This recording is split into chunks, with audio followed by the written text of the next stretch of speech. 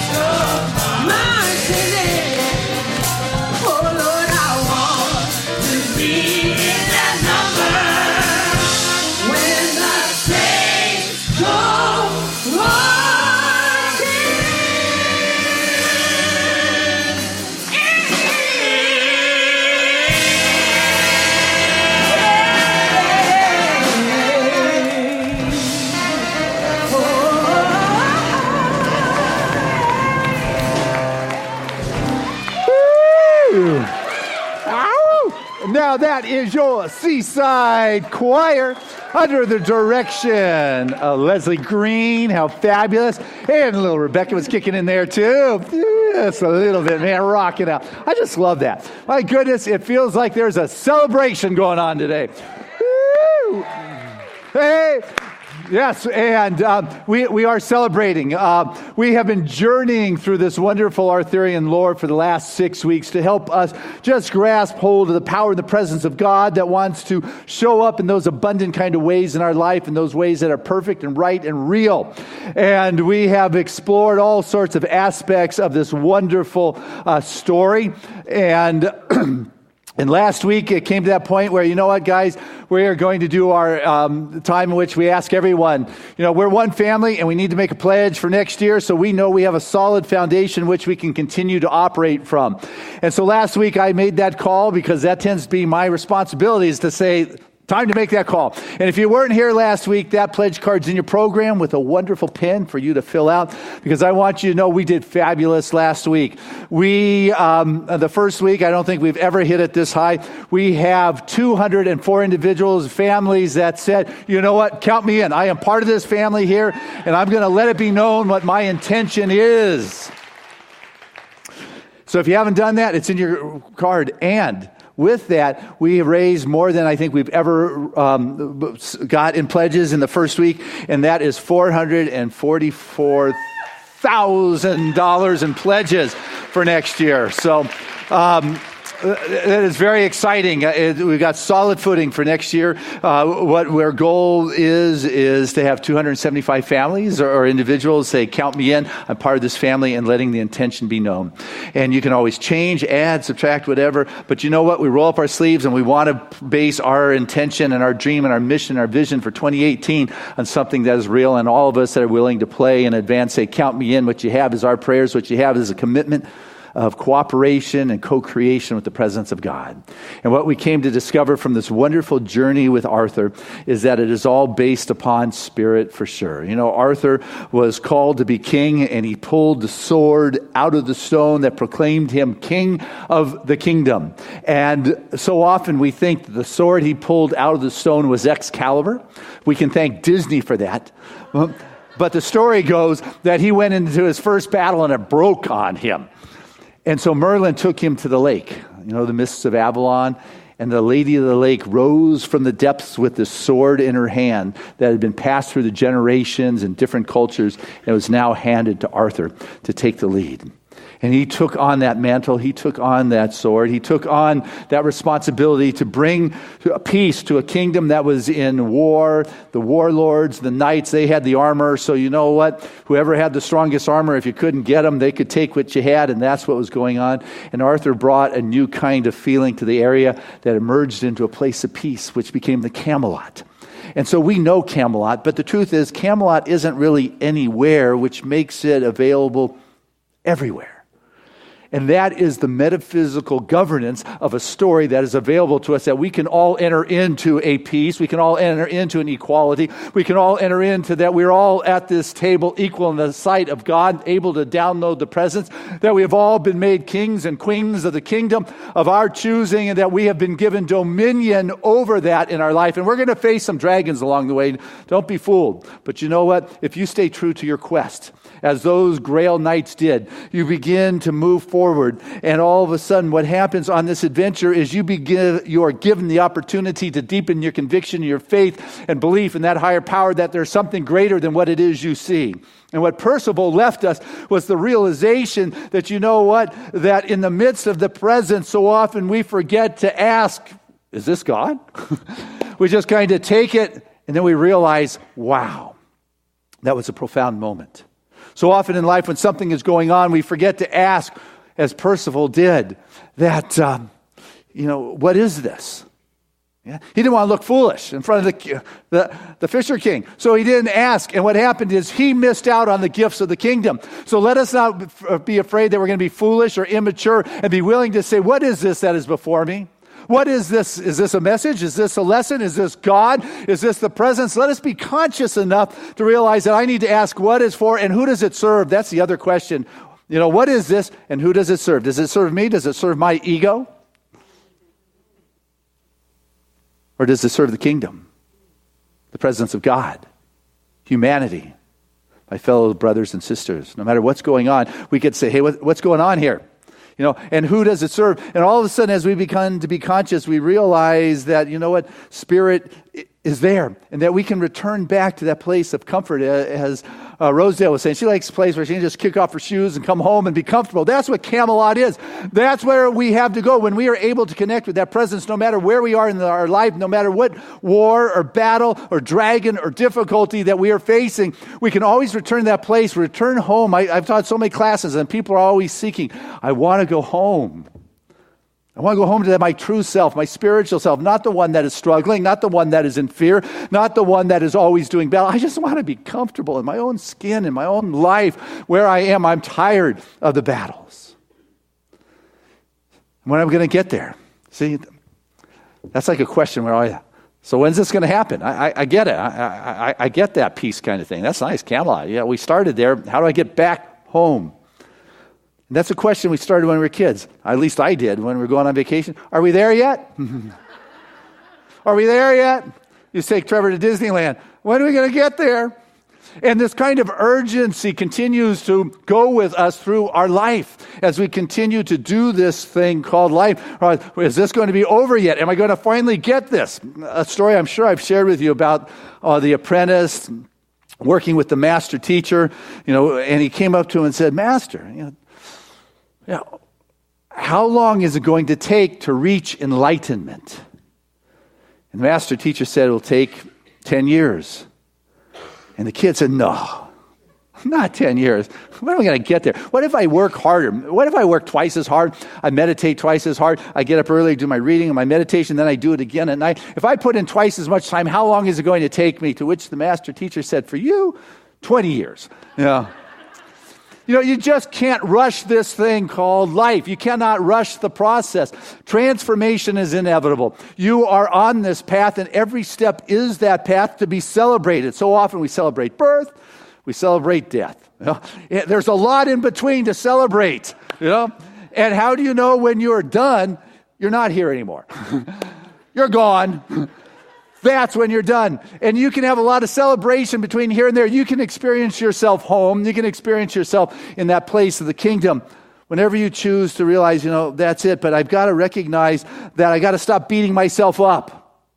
I'm not there yet. I'm not here. I'm pushing. The more we push, the further away it seems, though all the events seem to be crashing against each other. The calendar days are zipping by, but it seems like we're not getting any closer to its manifestation. And then all of a sudden, the self-defeating kind of thoughts begin to attack our inner side, thinking, it's never going to happen. All those things I never won are lining up like dancing girls, like just teasing. It's like all of a sudden the mind begins to attack itself, and then it starts putting comparisons up there, like that guy who has a big fat budget to work with, probably does better with his time management skills than I do, and no doubt has just washboard abs and more hair than I do, and all of a sudden you begin to start focusing in, and focus is the key here. You want to get home, you got to begin to focus and recognize that it's not an urgency and it's not a push. It is an adventure. It is a journey, and the joy is enjoying it.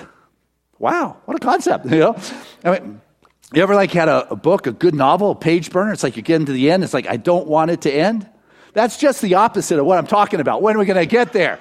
But that's how you get things to move, is you so love the journey, the adventure. You have been given the sword that has risen from the divine mother herself, that has given you the protection and said, you will never be harmed when you take this into battle. You will never be killed. You have the divine protection of the divine mother that surrounds you as you journey out into this life. But you got to give up that race and realize that, I'm going to enjoy it so much that I don't want it to end.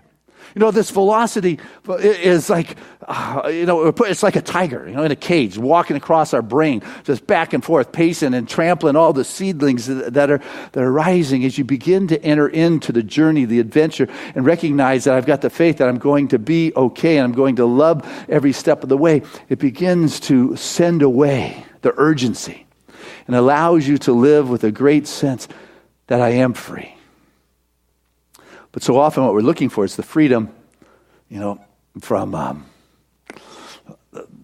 out there, forgetting that a lot of the prison is in here. You know, we're imprisoned by our mind and our thinking and our body. And who you are is not your body and it is not your mind, but yet we're trying to get it right here when the truth is you are this spirit. You know, your soul. You know, think about soul. You know? Realize like really how much you don't know about soul. But I also want you to think or realize that you probably know more than the rest of the world. And the reason being is, you know, when we think about God as something outside, forgetting that God is the very soul of our being. That for us to come to know Spirit, we've got to know that Spirit is within, that Spirit, that soul that is Spirit is within will lead us to the freedom that we're looking for. But we're looking outside, which is why we go on an adventure. And adventures are good. They stretch you. They make you grow. They challenge you. They get you to slow down. They get you to ask those grails, what is this, God? What is this? You know, you're omnipresent. Show me something here. And who is this going to serve? Is it going to serve my ego or is it going to allow me to be a greater expression for humanity? And as we begin to recognize what is right here, we're blessed. We're blessed. Something to celebrate. You're already home. You know, you come home doesn't mean you came home and your life is done or the battle's over. We celebrated all the veterans last week. Doesn't mean we're done fighting. It's good to celebrate what you have done. Recharge. You know the story that Russell Conwell brought forth? And he was the founder and first president of Temple University in Philadelphia. Fabulous story, Acres of Diamonds. It's just one of the legendary stories of the New Thought movement, of the Obadanza movement, if you would, the prosperity. It's about Russell. He was born in 1840, so he was young. It was the 1800s when he went over to the Middle East, and he got this Arab guide out of Baghdad. He hired to take him down the Euphrates and the Tigris, and they were on camel, and they'd be leading him. And one night, the guide shared a story about the area in which they lived in. And he said there was a man a time back who owned a lot of the orchards and the gardens that were there. And they were beautiful, and he had other assets, and he would, had interest on them. And he was real well. And every night, the guy would go to bed happy and satisfied with what he had and with what he did.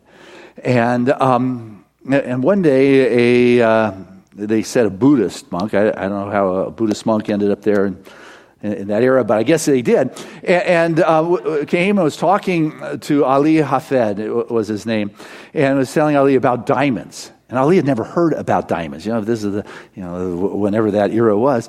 And he was excited, and the monk said it was like the touch of God. It was a dewdrop that began to reflect the touch of God. And if you had a little one, you would be abundant. And if it was a little bit bigger, you would be the ruler of your whole area. And if you had a big one, all your kids would be the ruling class. And Ali got very excited about this. And then he went to bed that night and couldn't sleep because now he didn't feel like he had enough. He wanted more. And so he decided when he woke up that morning, he was going to sell it all and go find a field of diamonds. Because as monk said, it's white sand and you'll just see them and you'll know when you find it. And so he sold his farm, his land, his gardens, his orchards, his assets. He took all of his money and started traveling to the Middle East. Then he went into Africa. And then he went through Europe and went through all of his money. Ended up in Spain along the coast. He was poor. He was disheveled. He was starving. He was weak. He had gone through everything, and a giant wave came, and he just threw himself, and that was the end of Ali. Very sad story. But what was interesting is the successor of the estate was taking his camel down to the river to drink some water. And he saw this black rock that had this little sparkle in it. He thought it was exciting. He took it, and he sent it on the mantle of his fireplace. And that monk, now aged, came walking through and he came to visit the new owner of that estate. And he saw that black rock sitting on the mountain and said, There's a diamond. That's a diamond in there. He said, no, it's not a diamond. It's just a big old black rock with a sparkle. He said, no, I know what diamonds are. I'm telling you, that's a diamond. Where did you get that? And he took him down to the water, and they found another one. And they took him out in the fields, and they found another one. And they took him out into other fields. And they took him out in the gardens, and they found these stones in the white sand all over this guy's estate. And they became the Glokenda diamond mines, the richest ones in all of the world, they say, the ones that put the crown jewels in the Russian crowns and the ones of England. And here was this guy who was standing on fields of diamonds, went looking elsewhere. And obviously the moral of the story is there he was the whole time on the richness, on the fullness, on the diamonds. And he went looking outside thinking he could someday return home triumphant. But the truth was he was already home, already had the riches, already had everything he was looking for, but thought it was out there. That is right. So I share that story, besides it being a classic, is one that reminds us that we don't need to look out there, but where we need to do is look within inside of ourselves, within inside of our being. Because I'll tell you, I listened to story after story of students in the class saying, I just want to go home to my true self, forgetting that they have it. But I say, so where are you if you're not home? And it's in confusion, disarray, drifting, trapped by the tried and true, and they forget. And this is not a new story. You can find it in the Bhagavad Gita, where Krishna is telling the great warrior Arjuna, who's now lying flat and stuck, they said, on the floor of the chariot, because he is filled with doubt. And the doubt isn't because he is afraid. The doubt is because he's ambivalent. He doesn't know. You want to return home, what you got to do is know, you know what, I'm heading home for a break. I'm going to go home, celebrate my path so far. Or I've got to make this decision. Arjuna had to make a real tough decision about battle. And Krishna was saying, doubt will destroy your faith and can end up destroying you. So when your home is within, and you know how to go to that place of peace, and you can go to that place and connect, all of a sudden, there is a shift that can take place. But people go looking outside. Marv, you got this from St. Augustine. It's just a classic. Is men go abroad to wonder at the heights of mountains, at the huge waves of the sea, at the long course of the rivers, at the vast compass of the ocean, and at the circular motion of the stars, and they pass themselves by without wonder. Are you doing that? Passing yourself by without wonder? That's why I want to go on this adventure and we face our dragons and the challenges. You know, we begin to be amazed at that spirit that is within us. And so often we have to go out so we can go in. You know, but it's within. But what happens a lot of times is we think we need the reinforcement from out there. I got a letter from a magazine, probably advertisement. I try to tell myself it wasn't, but it said, I thought they liked me. They said, we noticed your name on several lists that indicate that you are a very interesting, progressive person of influence. And we could tell that you would like good literature, knowing about world of affairs and science. And so we thought you would be interested in what it is we want to share. And it's like, you bet I do. You know me perfectly here, you know.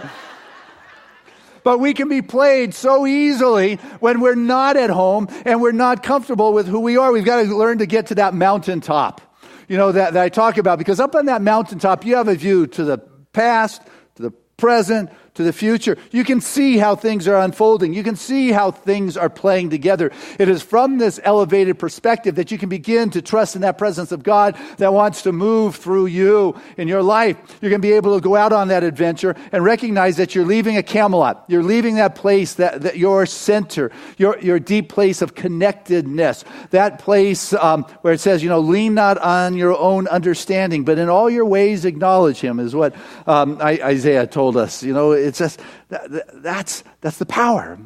Lean not on your own understanding. There's something inside of you, and when you go home, you recharge, and when you go within, you're able to feel it. Isaiah also said that it is in the peace and the quiet you'll come to know. You'll come to know.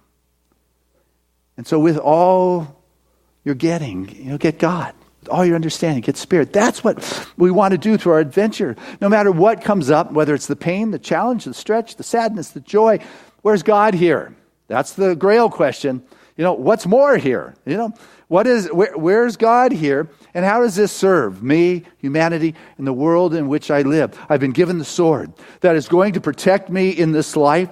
I've been given the power that is equal to anybody sitting at that round table. And the Holy Grail is anything that has you searching for the divine, for the divinity. It holds a greater understanding, the awareness of God. And as I go for that, I begin to get it. And Arthur, he had a stretch. I mean, the story is that, Arthur got the sword from the Lady of the Lake and said, you're the leader. You pulled the sword from the stone.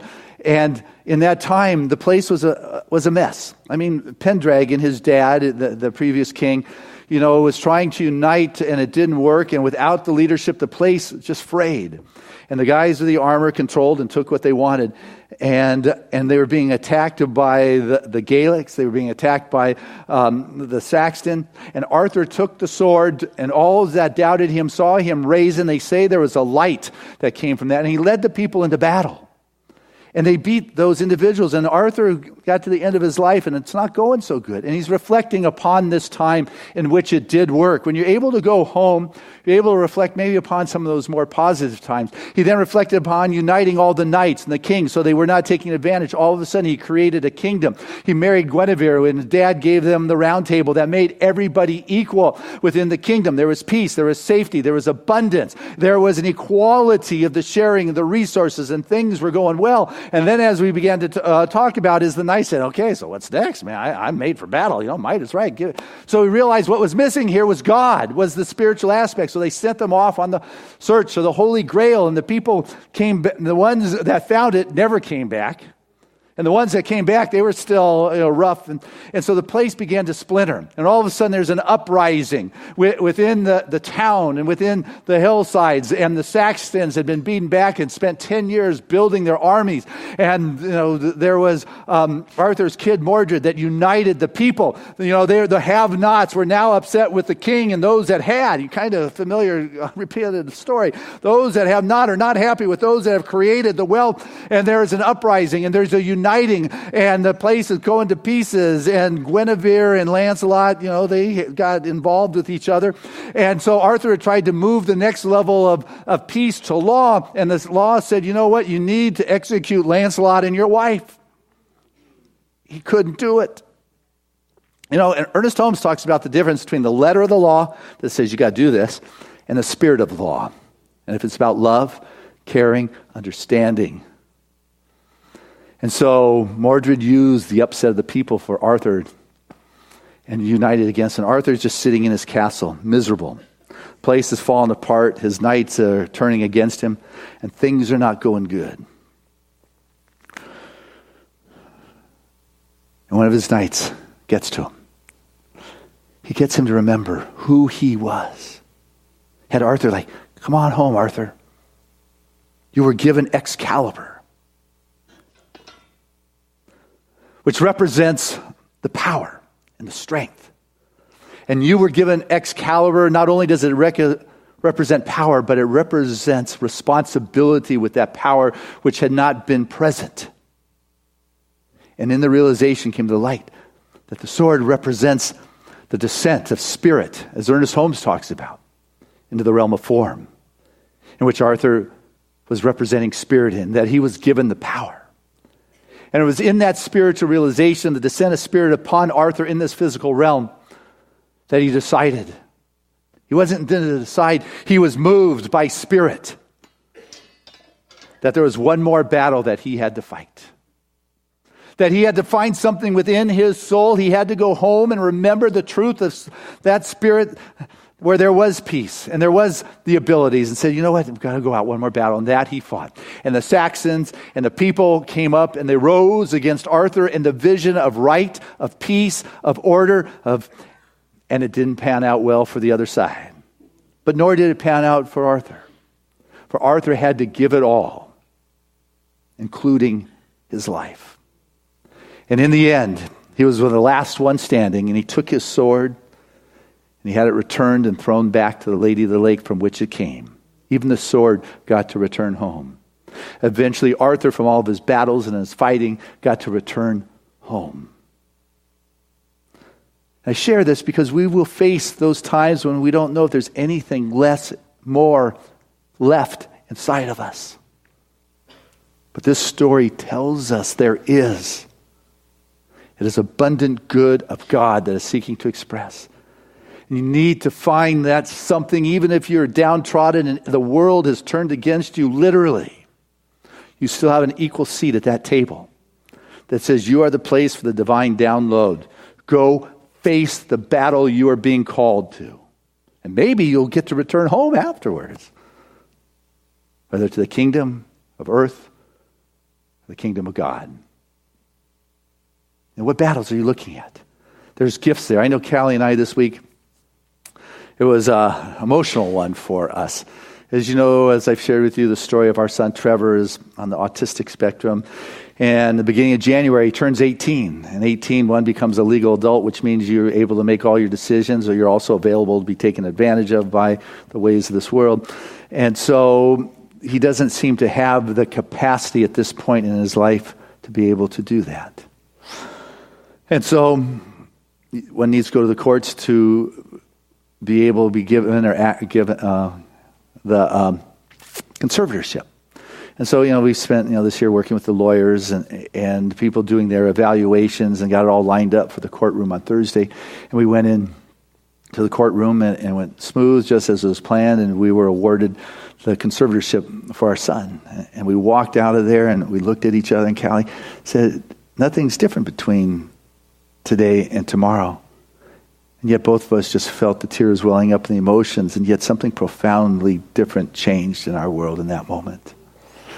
18-year-old, have the vision of my son, going off to college. Obviously starring on the football team, but but at least finding his passion, his joy, and having the world support him, fall in love with his soulmate and live. And yet we've just been given the powers to make his decisions of the relationships and finances and where he gets to live, and the doctors, they call them the 7 powers. And it's not at all what we had in mind.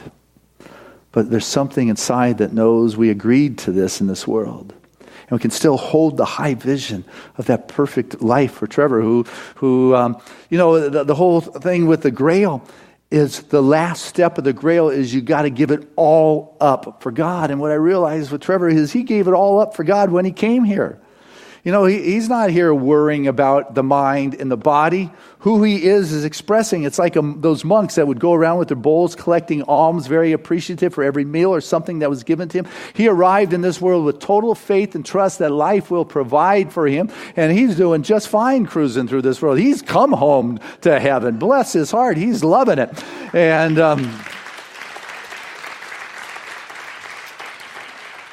so we need to take a look and say, where is God here? What's this for? Am I able to give it all up in the final step with the grail? I'm willing to give everything up that I thought was my place for God. And as we talked about the importance of this journey, no matter what's going on in our plans, to always leave that little extra space in the heart for that unimaginable good to show up in our life. Because I've come to recognize God's grace is far greater than my karma, my thoughts, and my expectations. That my idea of good is only my idea of good. And there is so much more. And so what we need to do is be willing to go on our adventure to discover beyond the realm of thinking what that might be. And actually give it all up for God so we can experience it. And that's when we will find ourselves home. Relaxed, in joy, in love, in peace. God bless us all on our journey.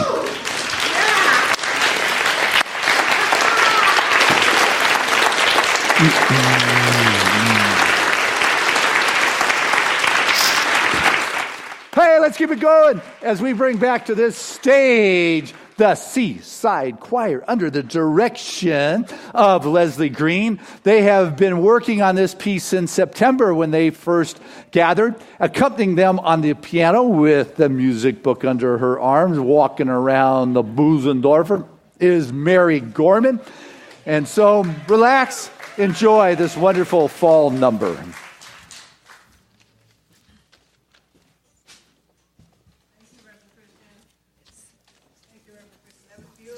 Absolutely.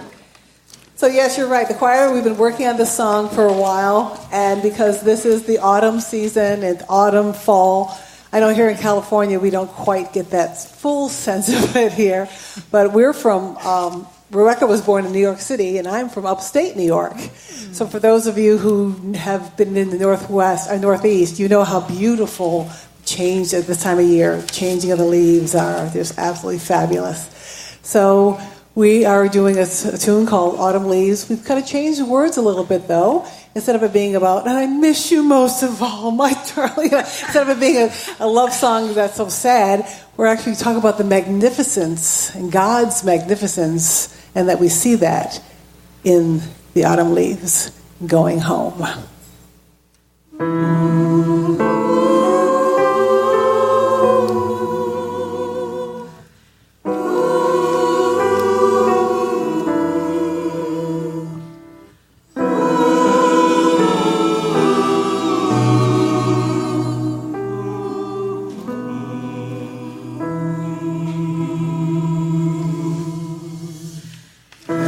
Falling leaves,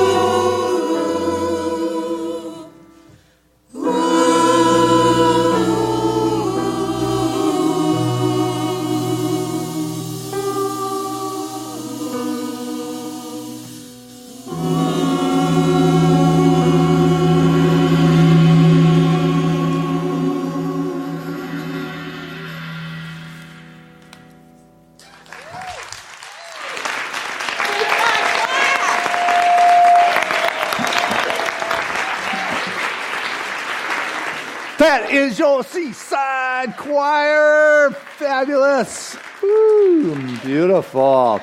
Nice job, Director Leslie Green. Yeah, that was beautiful. Wow. All right.